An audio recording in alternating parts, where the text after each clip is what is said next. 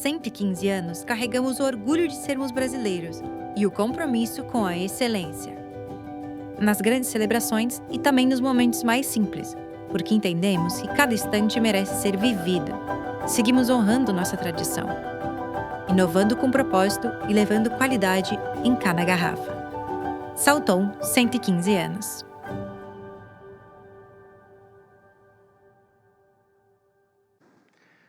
Boa noite, sejam todos muito bem-vindos a mais uma temporada de Herança e Legado. Estamos chegando na 4ª temporada do evento e esse ano nós vamos falar, dentre outras coisas, sobre como as famílias podem gerenciar e expandir patrimônio imobiliário, como que as famílias de grande patrimônio podem gerenciar esses recursos de forma global, estruturando soluções tanto no Brasil quanto no exterior. Isso nos episódios 2 e 3. E hoje, no episódio 1, nós vamos focar nos desafios das famílias empresárias. Para isso, eu tenho aqui comigo meu colega, no Faz Capital AMB, o Marcelo Maurer, Wealth Planner e gestor de grandes fortunas. Seja muito bem-vindo, Marcelo. Muito obrigado mais uma vez pelo convite, Carlos. É um prazer estar novamente com vocês aqui para discutir esses assuntos. Maravilha.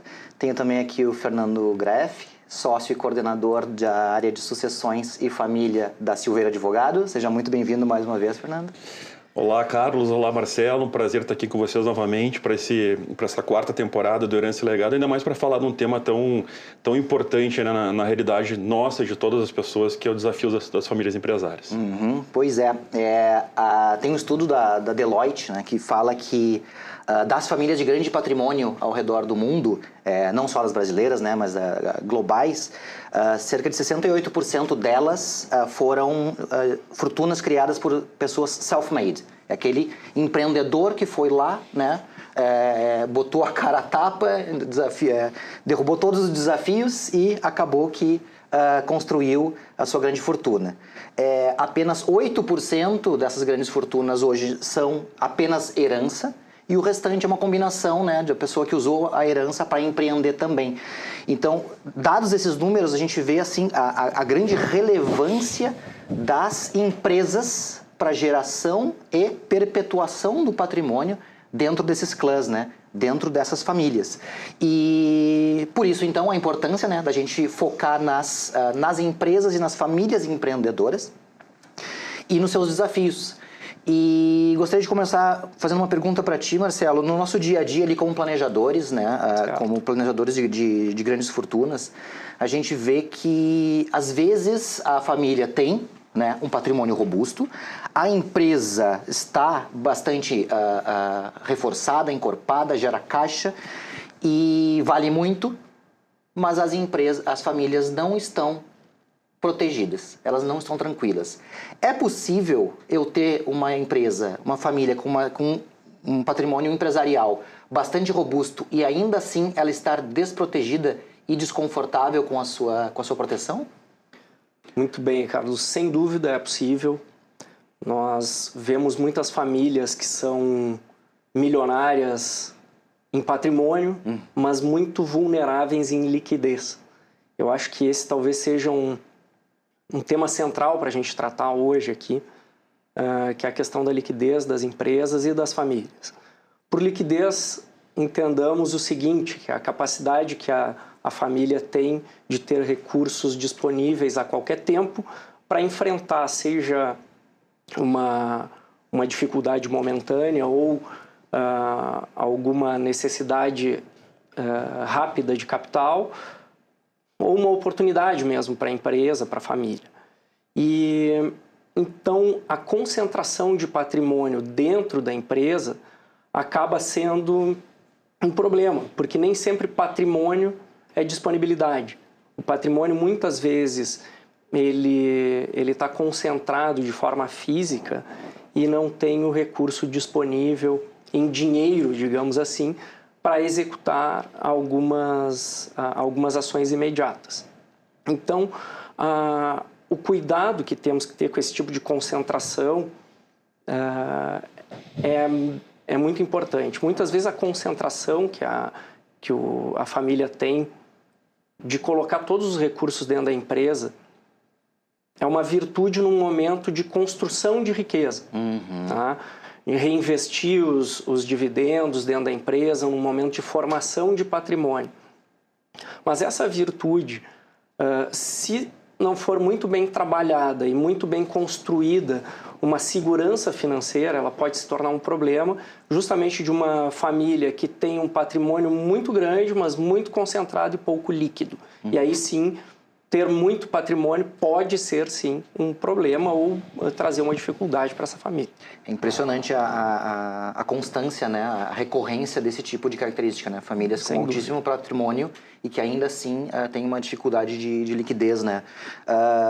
Fernando, qual é o padrão mais comum que vocês encontram ali no dia a dia da Silveiro da composição patrimonial das famílias e quais seriam os principais desafios dessa composição que as famílias apresentam para vocês? Bem importante, Carlos, isso, tá? A gente está acostumado a atender as famílias empresárias não só no momento prévio de planejamento, mas também quando a situação já ocorre o falecimento, por exemplo, de um dos sócios, nos inventários, tá? E aí é muito comum, você perguntou no padrão, assim, eu diria que o padrão essas famílias empresárias terem uma grande parcela do patrimônio concentrada na empresa, tá? Ou em bens imóveis, que também era até tem mudado isso, mas todo o sistema jurídico brasileiro ele foi fundado numa questão de bens de raiz, de bens imóveis, né? Então hoje está se adaptando isso, mas então é um padrão muito claro isso, né? A concentração em empresa, em imóveis, e às vezes os imóveis são dentro da empresa também, tá? E eu acho que essa concentração, como o Marcelo apontou muito bem, ela faz sentido no momento, tá, de reinvestimento na empresa, para ter um crescimento orgânico, etc. Mas chega num ponto que essa liquidez pode se voltar contra a família. Tá? E também tem um outro aspecto que a gente tem que levar em conta aqui, desse risco de concentração, que é que todo o negócio, toda a atividade, por mais que ela esteja muito bem hoje, bem sucedida, é inerente o risco. O risco é inerente a toda atividade. Então, a gente tem vários exemplos de negócios que foram bem-sucedidos por anos e anos, daqui a pouco vem algum fato novo que torna aquele produto, aquela empresa inócua no mercado e sempre tem riscos. Tá? Então, essa concentração e a ausência de liquidez também é um ponto muito importante nessa questão de risco empresarial. Bacana. Vamos falar, então, de casos práticos. Tá? Fernando, a gente teve um caso, né, que atendido por vocês ali, dessa família, 2 irmãos, né, sócios, cuja empresa performava muito bem, era suficiente para alimentar ambas as famílias, mas uma particularidade aconteceu que acabou bagunçando totalmente o planejamento daquela família, gerou um litígio, uma judicialização que se arrasta até hoje, né? Pode nos falar um pouquinho mais sobre esse caso e quais foram as variáveis ali que perturbaram a família? Claro, esse exemplo, na verdade, eu acho que esse é um retrato do padrão que a gente falou antes, tá? Porque ele tem não só uma questão de concentração de patrimônio, como uma questão também de concentração de renda, que é uma outra coisa que a gente vai falar bastante, que é muito importante. Então, como você falou, Carlos, eram 2 irmãos, né? E as 2 famílias, a única fonte de renda delas era a empresa, que é um negócio bem sucedido, que dava retorno, e eles tinham uma combinação de retirada mensal que era suficiente para pagar as despesas de ambas as famílias, né? E quando ocorreu o falecimento de um dos sócios, os familiares desses sócios, eles acabaram enfrentando o problema da liquidez. Por quê? Porque o patrimônio deste núcleo familiar, 90% estava concentrado na empresa. Eram as próprias cotas, tá? E o resto era em patrimônio imobiliário. Então, por isso que eu falei que esse ilustra bem o que a gente falou antes, né? Tinha uma peculiaridade que acabou, e esse litígio ocorre até hoje por quê? Porque acabou tendo um conflito entre os familiares, né, em relação ao pagamento dos haveres, que a família do sócio falecido tinha direito, tá? Que se arrasta até hoje, já faz mais de 6 anos esse litígio, tá? E o que acabou salvando? Eu acho que daí já é um tema que toca bastante aqui no Marcelo, né? Que eles tinham um plano de previdência privada e isso acabou gerando liquidez para eles enfrentarem esse momento de muita dificuldade ali logo após o falecimento. Muito bem. Quer complementar? Sim, nesse caso, até buscando o exemplo do Fernando, nós conseguimos buscar através de um VGBL, que é um plano de previdência. Esse plano de previdência ele não entra em inventário, sendo um VGBL, e ele provê liquidez direta para a família num momento como esse. A dificuldade que a gente vê, até para complementar e aí depois fazer o fechamento com essa solução do VGBL, é o seguinte: nesse caso que o Fernando trouxe, há uma dependência muito grande da distribuição dos dividendos da empresa para o sustento da família. E tu vê que o risco econômico está em uma situação só, era praticamente só a empresa. No caso, a empresa continuou ainda operando, porém um dos sócios, que era o patriarca daquele núcleo familiar, não estava mais ali. A empresa não tinha recurso para pagar os haveres, que seria a participação dele na sociedade. E, nesse caso, o VGBL, que é um fundo de previdência, que acaba não entrando em inventário, estava disponível para que a família sacasse e resolvesse, ao menos por um tempo, por um período, essa não entrada dos dividendos. O investimento que estava lá em previdência serviu para que a família passasse por esse momento.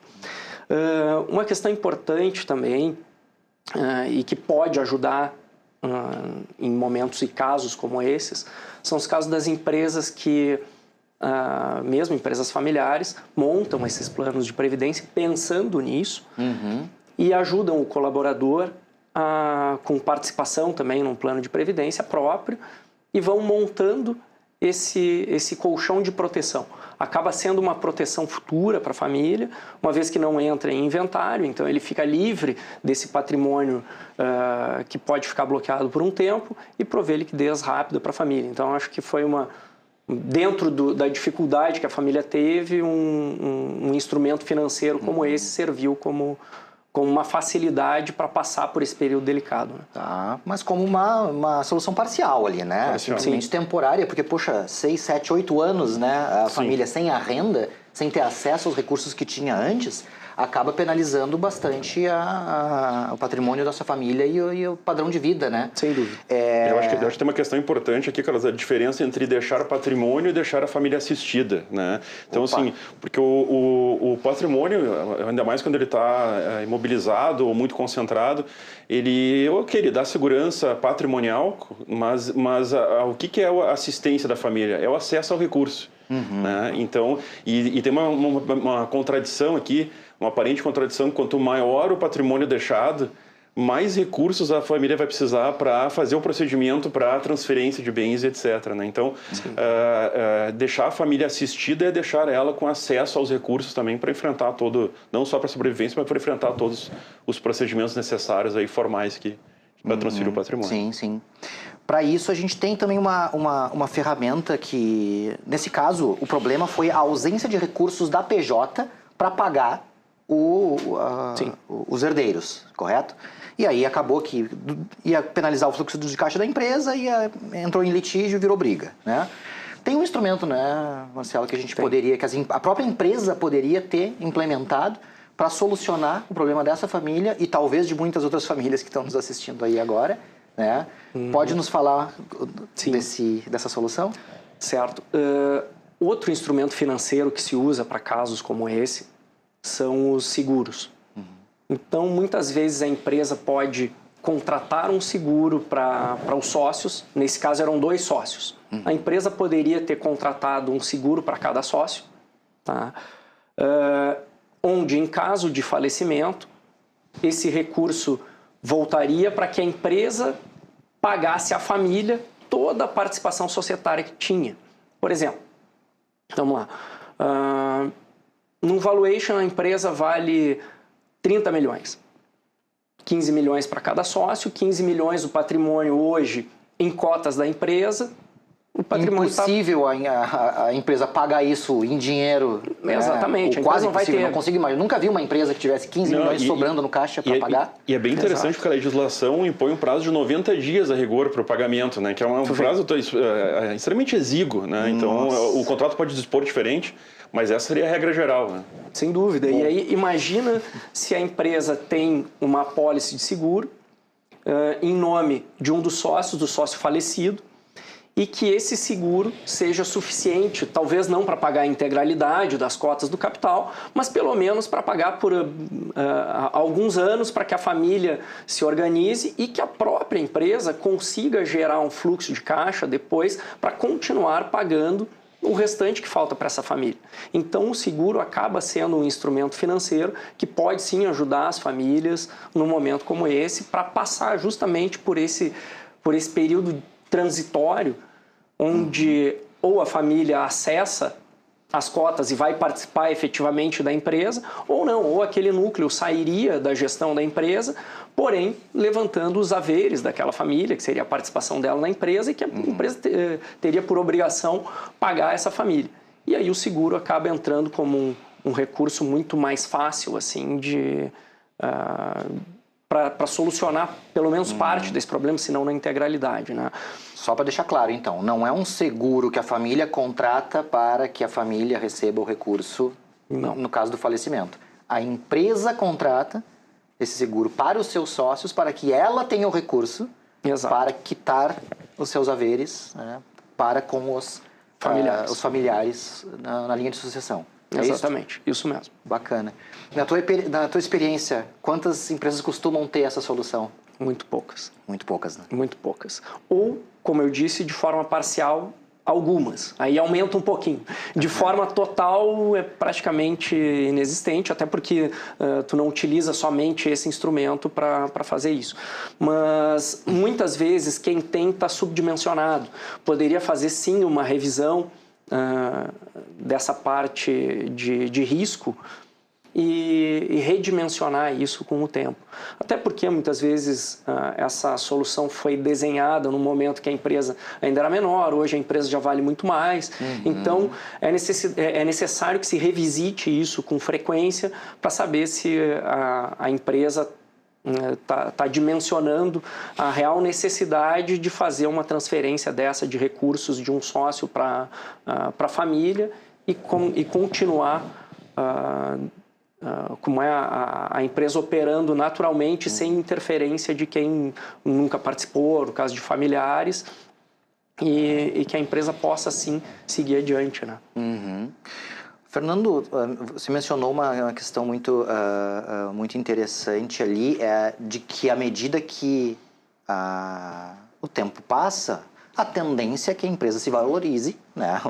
A família e os sócios estão trabalhando para isso, né? Para que o valuation cresça, o valor da companhia cresça, a receita gerada por ela cresça, os imóveis dentro dela também, né, se expandam, ou seja, isso vai gerando cada vez mais, vamos chamar assim de um passivo sucessório, né? É um custo cada vez crescente do que vai gerar de desafio para as famílias no momento da sucessão.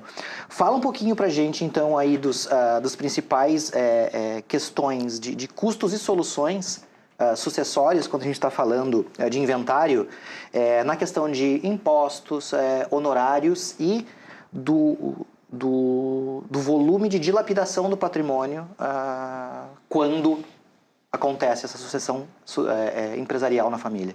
Não, perfeito, Carlos. É interessante essa questão da liquidez, porque um sócio, a gente está vendo que ele tem que se preocupar em duas frentes, né?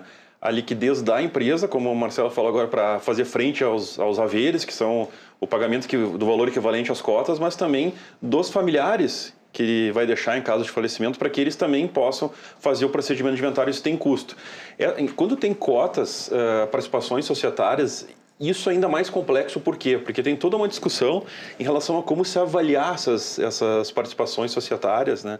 E hoje já está pacificado que eu não vou pagar o imposto e etc. com base no valor contábil lá, muitas vezes defasado do patrimônio, é sobre o valor de mercado. Sim, até porque muitas empresas foram abertas com um capital de 10 mil reais, 100 mil reais. Exatamente. Hoje então, valem 10, 20, 30, 50 milhões. A questão do valor de mercado ela já estava sacramentada nas decisões judiciais, agora com a reforma tributária também tem uma previsão sobre isso, então vai ser o valor de mercado que vai prevalecer. Como é que funciona aqui bem na prática? Assim? Então, quando ocorre o falecimento de um sócio e é necessário fazer um inventário, tem que prever pelo menos 4 grupos de custos aqui, né? Tem as custas do procedimento, que muitas vezes pode ser extrajudicial às vezes tem que ser judicial, tá? Mas mesmo sendo extrajudicial, isso já é um custo significativo. A questão dos honorários advocatícios, os impostos, e que a gente está falando aqui de imposto de transmissão, o ITCMD, e também o imposto de renda sobre ganho de capital, tá? Que às vezes a gente esquece, muitas vezes se esquece de computar isso, mas é um imposto, muitas vezes, é o maior de todos que a gente paga aqui, maior que o imposto de transmissão. E também tem a questão dos próprios registros que têm que ser feitos, né? Então, estimando aqui esse custo sobre o patrimônio, ele pode chegar, ele pode ir de 15% a 30%, tranquilamente, sobre o valor total do patrimônio. Então, como é que eu faço essa conta? Eu calculo quanto vale todo o patrimônio, e essa avaliação importante, por exemplo, no Rio Grande do Sul, quem faz é a Secretaria da Fazenda do Estado do Rio Grande do Sul. Não posso eu atribuir lá um valor, não é esse valor que vai prevalecer, ele é avaliado. E sobre este patrimônio eu tenho que estimar aí em torno de 15% a 30%, englobando tudo isso que eu comentei aqui. Então é um valor muito significativo. A gente está falando de, muitas vezes, 1/3, 1/4 a 1/3 do patrimônio. Nossa, isso sem contar dilapidação ocasional, se precisar vender um automóvel, um imóvel com rapidez, isso é só custo.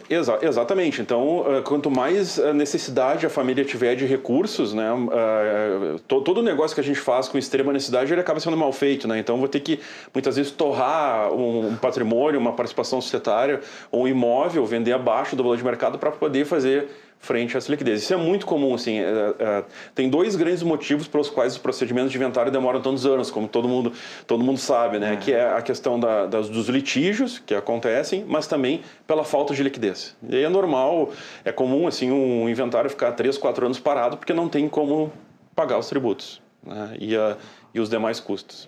E aí os imóveis estão à venda dentro do inventário, é isso? Dentro do inventário. E aí o procedimento tudo depende de juízo, tudo depende de... Hoje até já se criou uma ferramenta, tem um provimento que permite fazer extrajudicialmente a venda de um bem, mas é tão complexo e tão cheio de requisitos que acaba sendo pouco utilizado ainda. Tá? Uma série de requisitos, tem que deixar depositado o dinheiro para pagar as custas, tem que fazer a prestação de contas. Já tem uma alternativa para isso no extrajudicial, mas o fato é que objetivamente ainda é um grande obstáculo. E quando é dentro do inventário aí é leilão? Como é que funciona liquidar patrimônio do falecido dentro do inventário? Dentro do inventário eu preciso de autorização do juiz para vender, né? E normalmente se exige algumas avaliações para ver se o valor está dentro do valor de mercado, especialmente quando tem algum tipo de conflito, de litígio.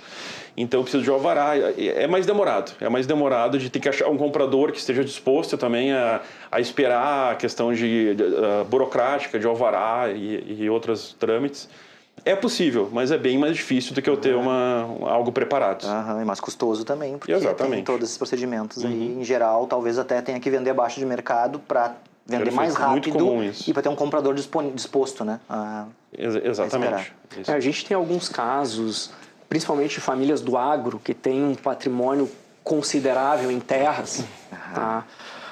Terras valiosíssimas, grandes extensões de terras, e que num momento de sucessão, isso não foi feito anteriormente, a liquidez é mínima comparado com o valor patrimonial e se obriga a vender um pedaço de terra para o vizinho por um preço irrisório para pagar parte do inventário ou fazer uma transferência.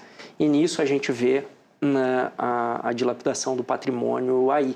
Então, uma questão que a gente costuma dizer sempre é que as famílias passam, às vezes, décadas se organizando e planejando em como construir riqueza e, às vezes, poucos meses, quando fazem, pensando em como transferir essa riqueza.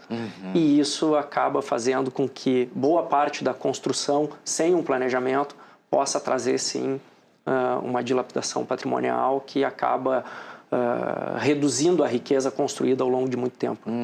Eu acho que esse é a boa liquidez, né? Porque eu posso ter até liquidez, quando eu tenho um patrimônio de imóveis, por exemplo, eu até tenho liquidez, porque eu consigo vender, mas a boa liquidez é aquela que eu consigo ter acesso a recursos financeiros disponíveis sem deteriorar o patrimônio. Acho que esse é o segredo. Né? Perfeito. Vamos falar para o pessoal como fazer isso, né, Marcelo? Que o nosso dia a dia ali mais de mercado financeiro mesmo, né, dinheiro líquido. Sim. Como que a gente pode sugerir que as pessoas montem essa carteira de diversificação de investimentos, né? Então, assim, é muito comum a família empresária reinvestir no negócio, check, maravilha, vai crescer, imobilizar em imóveis às vezes necessários, né, galpões ou terrenos ou prédios comerciais para a operação da empresa, ok, check, tá funcionando para o negócio, e não aquele recurso que é resgatável imediatamente. Por quê? Poxa, a gente já viu isso, quantas vezes tu já deve ter ouvido no teu dia a dia ali, Marcelo, por que eu vou ganhar 1% ao mês, 1,5% ao mês em investimentos bastante ousados, né? Arrojados, se no meu negócio eu ganho 5, 10, 15 ao mês de margem? Não faz sentido eu transferir a margem do meu negócio para a margem do mercado financeiro. Não é bem assim, né? Não é bem assim. Fala um pouquinho da tua realidade ali de planejador de wealth e como que a gente pode ajudar essas famílias a usar um pouco dessa margem do negócio para compor a sua reserva de liquidez. O que a gente percebe é sim essa alta concentração ainda dentro da operação. E aí a gente pode dividir o patrimônio em três. O patrimônio operacional, que é a empresa. O patrimônio físico, que são os imóveis, as próprias cotas da empresa, maquinário, enfim, quando a empresa tem. E o patrimônio financeiro. O que se percebe é que os dois primeiros têm uma dedicação muito grande para os dois primeiros no Brasil. Tá? Para a operação, por óbvio, que é dali que surge o recurso da família. E também nos bens imóveis, no patrimônio físico. Agora, o patrimônio financeiro, muitas vezes fica dentro da própria empresa e é difícil que o sócio ou a família se torne independente da empresa. Justamente pelo que tu dissesse. O empresário olha e diz o seguinte, olha, minha margem é de 20% ao ano, 30% ao ano, para que eu vou entrar no mercado financeiro agora? Não, porque a gente está com uma taxa de juros alta no Brasil, está conseguindo 15% ao ano. Tá? Mas em outros períodos, a pessoa diz o seguinte, para que eu vou para o mercado financeiro para ganhar 10% ao ano se eu posso estar na minha empresa? E aí a gente não está falando mais de retorno financeiro. Eu não quero saber aqui agora, não me interessa qual é efetivamente a taxa de retorno desse investimento. Interessa a gestão de risco. Eu tenho que ter uma gestão de risco para que eu possa planejar a minha vida futura. Então, olhar para recursos e para patrimônio financeiro é tão importante quanto o foco que tu tens para a tua operação. E aí, como tu dissesse, Carlos, o ideal é que o empresário consiga ir se tornando independente da empresa ao longo do tempo. Como a gente faz isso? A gente pega parte dos proventos, parte dos dividendos e vai construindo a tua carteira própria. Na pessoa física? Na pessoa física. Eu vou transferindo o risco da jurídica, eu vou dividindo, na verdade, eu vou dividindo o risco da jurídica com a pessoa física. Eu vou montando a minha carteira de investimentos, uma carteira de investimentos diversificada. Como instrumentos de liquidez para isso, para uma organização sucessória, como a gente já falou outras vezes, a gente pode ter instrumentos financeiros, instrumentos jurídicos. Dos instrumentos jurídicos, a gente já falou, inclusive na temporada passada, sobre testamento, sobre holding e tudo mais. E instrumentos financeiros para sucessão, nós podemos utilizar o VGBL, que a gente falou antes, que é um fundo de previdência, seguros, que a gente já mencionou também, e um outro fator, que aí depende da quantidade disponível de recursos, é montares uma estrutura offshore para a pessoa. Tu pode montar uma outra pessoa jurídica, tá? Pode ser independente da empresa operacional aqui, para que tu possas ter recursos diversificados em outro ambiente que não o mesmo ambiente onde a tua empresa está colocada. Se a gente falar de Brasil, as empresas, a maior parte dos empresários, a operação é aqui. Então, eu tenho o meu risco local, eu tenho o meu risco econômico local, eu posso começar a diversificar isso, que inclusive é o que nós falaremos em outro episódio do Herança e Legado sobre investimentos offshore. Então, o investimento offshore pode ser uma alternativa e ele pode também ser um instrumento de liquidez para a família.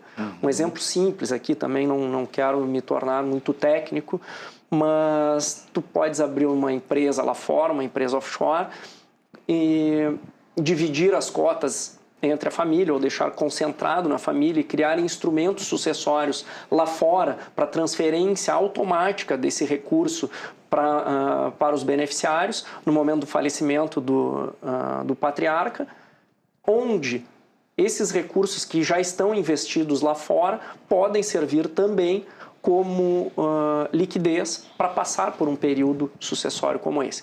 Então, em resumo, aqui como instrumentos financeiros sucessórios, a gente pode utilizar planos de previdência VGBL, seguros e instrumentos internacionais também. Os fundos exclusivos, que já foram muito úteis e famosos no passado, né? Depois da reforma tributária, eles ainda têm alguma serventia nesse sentido?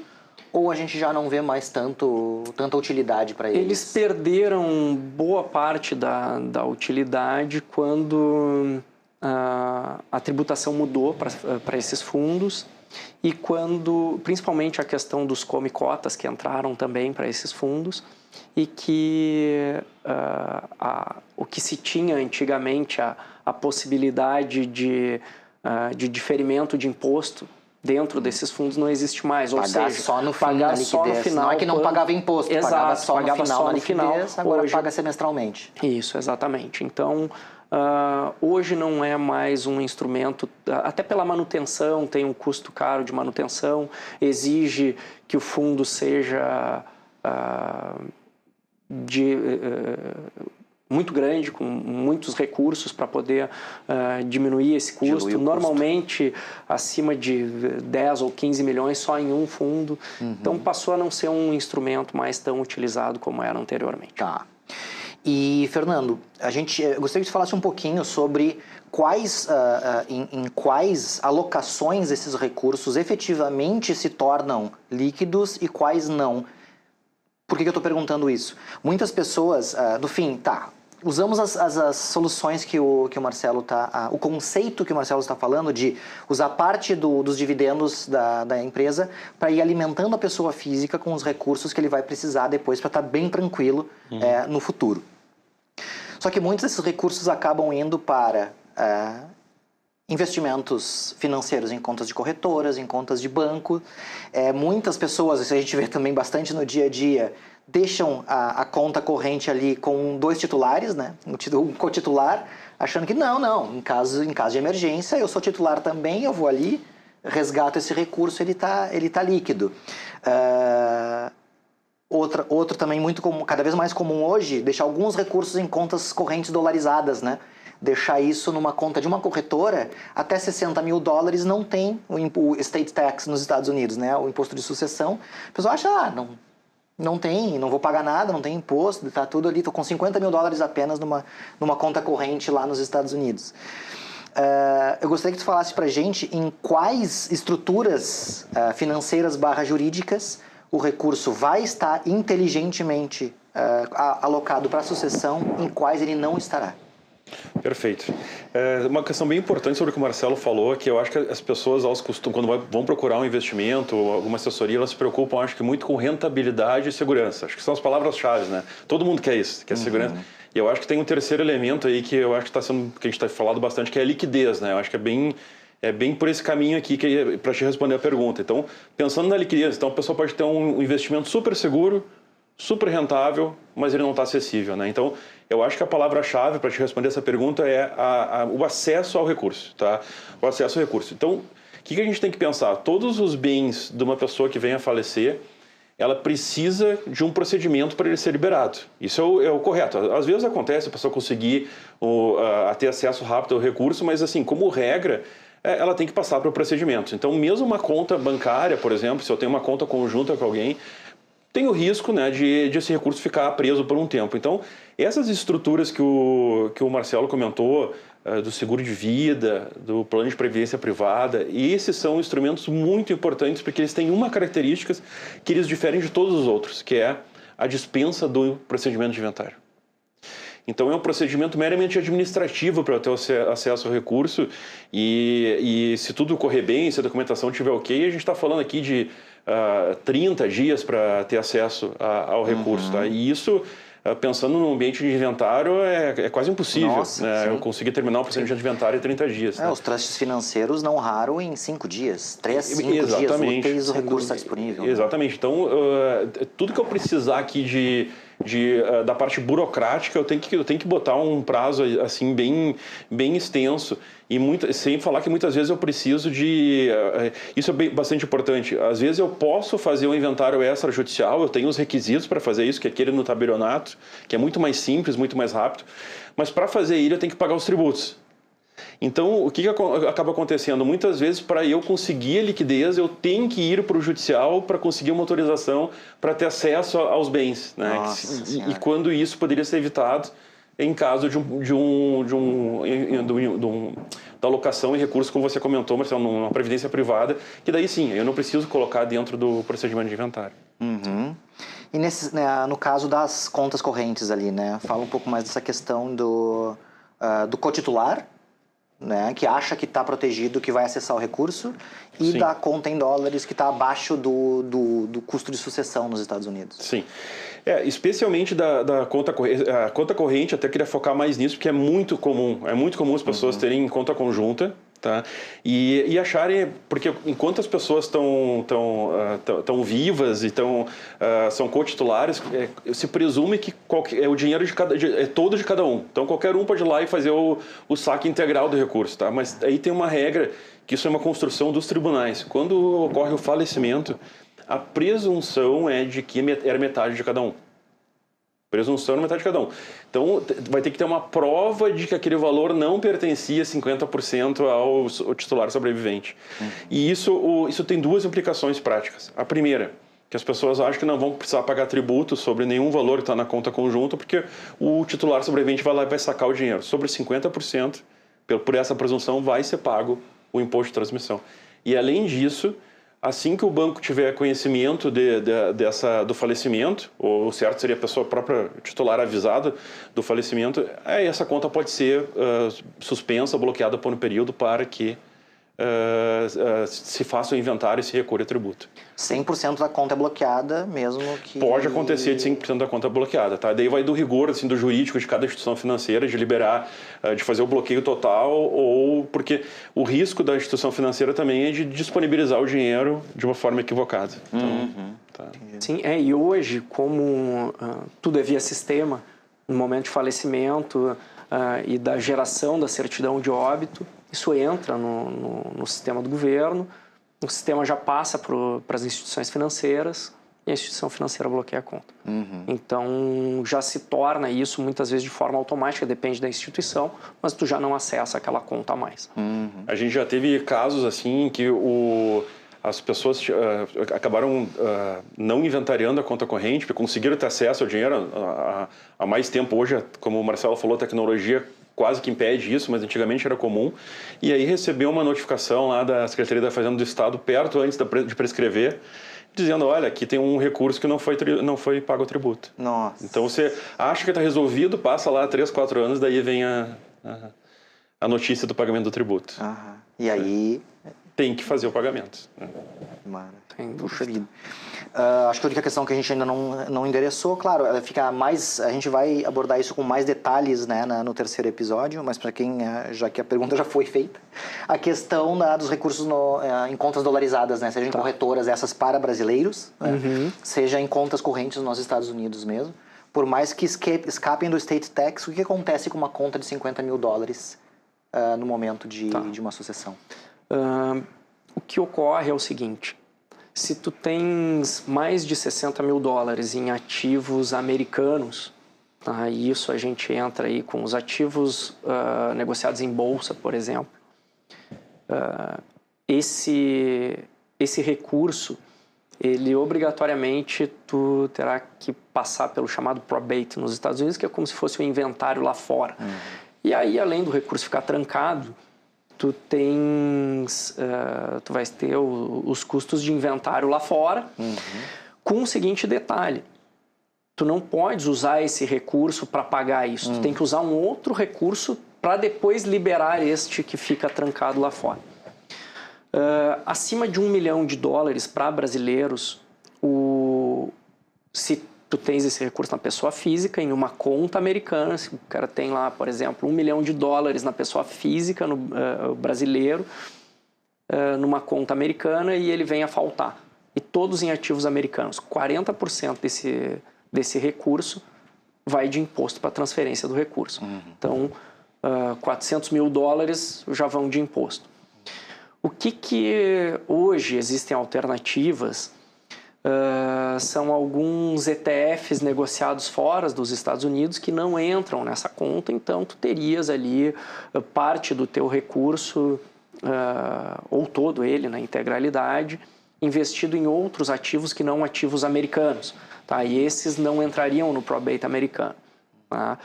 Aí o que muitas pessoas fazem e utilizam é a cláusula do Transfer on Death, que é o chamado TOD, que é esse recurso ele transfere automaticamente de uma pessoa para outra, mas não significa que ele não vá ficar parado lá ou que esteja tudo resolvido. Então, por isso, dependendo do tamanho do recurso e da quantidade de pessoas envolvidas, simplesmente ter uma conta lá fora não resolve o problema e pode sim trazer uma dor de cabeça muito maior. Então, que é abrir um inventário no exterior, abrir um inventário lá fora e ficar com o dinheiro todo travado e precisar de um outro recurso para pagar aquele recurso e liberá-lo para trazer para a família. Então, a estruturação de investimentos no exterior, ela faz todo sentido e deve ser feita com muito rigor e com bastante estudo. Tá bem. Bom, essa aí a gente vai abordar com bastante, mais exaustividade no terceiro episódio. Sim. Tá? E para encerrar essa primeira abordagem, aqui eu sei que a gente tinha muita coisa para falar ainda, mas nosso tempo está se encerrando. Este ano a gente vai pedir para que, ao final de cada episódio, os especialistas digam para nossa audiência dicas práticas de como sentar com a sua família, conversar, pensar e executar algum plano de ação para melhorar algum dos seus planejamentos. Então, vou começar contigo, Fernando. Para quem está nos assistindo aí, que sentiu alguma dor, detectou alguma fragilidade no seu planejamento, o que tu poderias dar como um tema de casa para o pessoal sentar agora, após o final do episódio, com a sua família, e discutir e reestruturar já para os próximos 12 meses um plano de ação para melhorar o seu planejamento patrimonial? Perfeito, Carlos. Eu vou colocar aqui uma questão baseada no que eu vejo na prática, nos inventários, né? Então, como escapar disso? Que a prática, né? Vamos lá. Então, o que eu recomendaria, assim, que a pessoa fizesse uma estimativa do seu patrimônio, tá? Em todo ele, participações societárias, empresa, veículos, recursos financeiros, estimasse o valor desse patrimônio e preparasse nesses 12 meses um projeto de liquidez. Liquidez no sentido de que ele tenha, como eu falei lá no início, um inventário hoje, para eu terminar todo ele, pagar todos os tributos, a gente está falando aí de 15% a 30%, de ter uma parte do patrimônio, 15%, 20%, tá, alocada em recursos que sejam acessíveis aos sucessores, né, sem descuidar da rentabilidade, da segurança, mas acessíveis aos sucessores, para fornecer liquidez, né, para que eles possam passar por esse procedimento de inventário no caso de falecimento. Essa é a recomendação que eu faria. Eu não preciso, isso é bem interessante, eu não preciso pegar 20% do patrimônio alocar, mas eu posso utilizar de instrumentos como o seguro, por exemplo, né, já ir preparando isso, que vá me fornecer essa liquidez necessária. O importante é isso, eu tenho uma ideia de que eu vou precisar de mais ou menos 20% de liquidez para passar por esse procedimento. Então, essa é a recomendação que eu daria. Ou seja, planilhar. Planilhar. Todo o patrimônio, valor de mercado. De mercado. Não importante, contábil. Carlos, valor de mercado. Ver ali 15, 20, 30% desse valor seria o ideal de ter como liquidez e começar a construir nesses instrumentos que são acessíveis aos herdeiros e não aos que ficam bloqueados em inventário. Perfeito. E importante que essa liquidez ela serve para... Eu falei muito aqui da questão do custo do procedimento, mas da própria manutenção do padrão de vida da família, etc. Essa liquidez também é importante para isso. Maravilha. Sem dúvida. Marcelo, qual a tua dica prática para as famílias que estão nos assistindo? Na verdade, é um complemento do que o Fernando trouxe. Acredito que a sugestão, depois de levantar dessa necessidade de liquidez e planilhar tudo isso, é listar todos os instrumentos que já existem na família, se é que já existem, se não existem, o que será feito, colocar tudo isso no papel e depois de forma organizada, que aí vem um dos grandes desafios das famílias empresárias, não é a geração de renda, e a geração de riqueza, que isso muitas vezes já foi feito. Mas o desafio é conseguir transformar essa riqueza em tranquilidade. Então, como é que a gente faz isso? A segunda geração é responsável por isso também.